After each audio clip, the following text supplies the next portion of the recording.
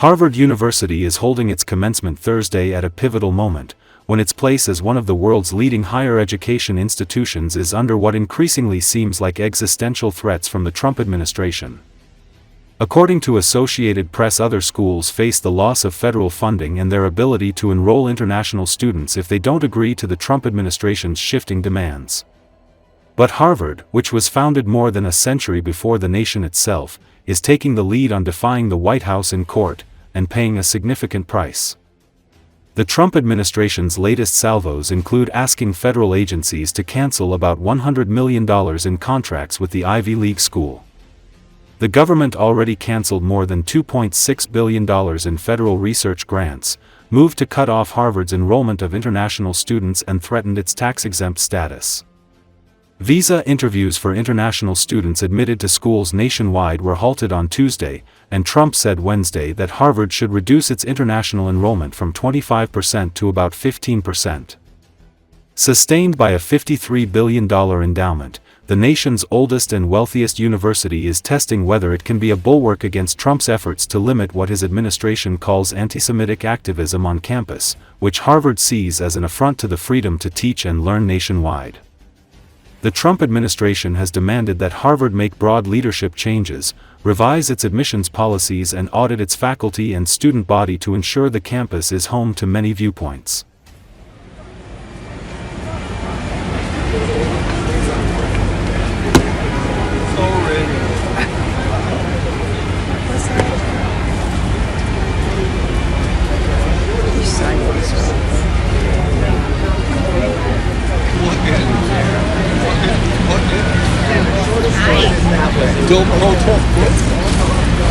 Yes, please sign to capture. Yes, please get this brought to society.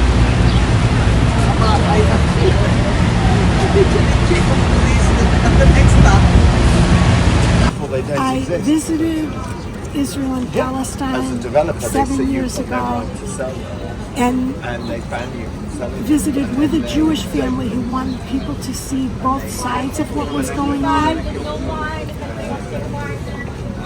When I came back, seeing what was happening, I had to talk to people about it. I had to tell people what was going on. I was appalled. And now it's so much worse. It's also like last night. There's like a queue in front of me.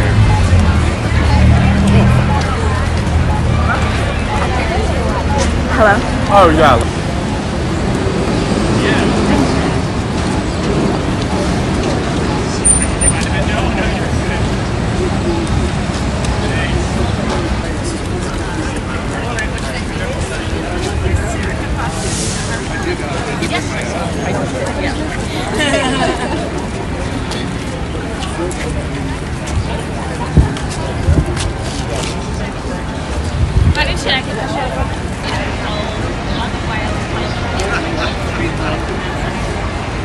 Well, I was there for like now half my life. I was there from age 25 until like...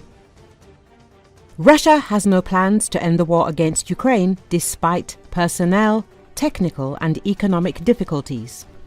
At the same time, the topic of a possible successor to Kremlin dictator Vladimir Putin is taboo in his inner circle. This was stated by the head of the Foreign Intelligence Service of Ukraine, Ole Ivashchenko, in an interview with Ukrinform.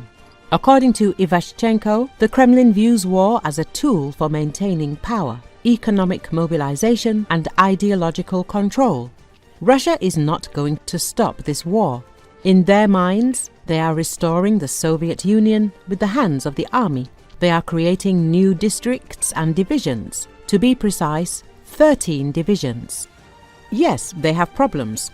They lack people and equipment, but every day 1,000 to 1,200 new contract soldiers. This is not mobilization for peace, but preparation for something bigger.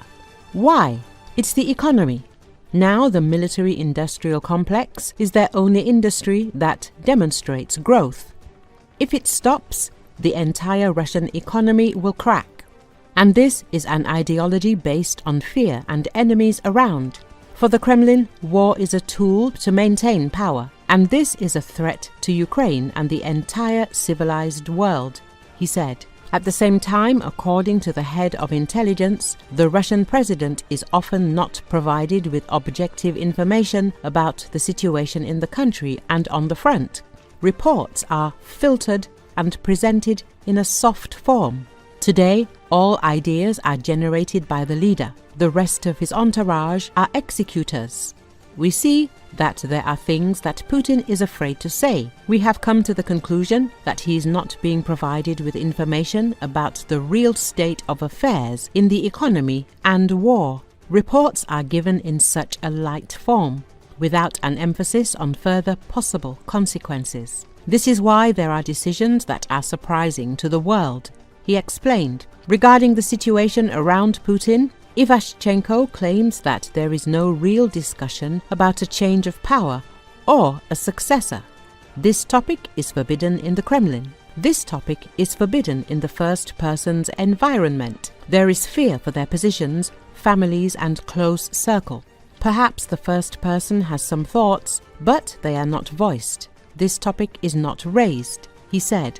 Regarding potential domestic protests in Russia, the SZRU estimates the protest potential at 18 to 20%. However, there are currently no real prerequisites for large-scale destabilization. Dissatisfaction in the regions, particularly in the Caucasus, is mostly directed at local authorities, not Putin. There is no such thing as someone criticizing the first person. The entire territory of Russia is under a regime. There are a larger number of FSB and Rosgvardia employees there who are doing their job accordingly, he summed up. As a reminder, on the night of May the 24th to 25th, Russia launched its largest combined drone and missile strike on Ukraine since the beginning of the year, resulting in destruction and casualties.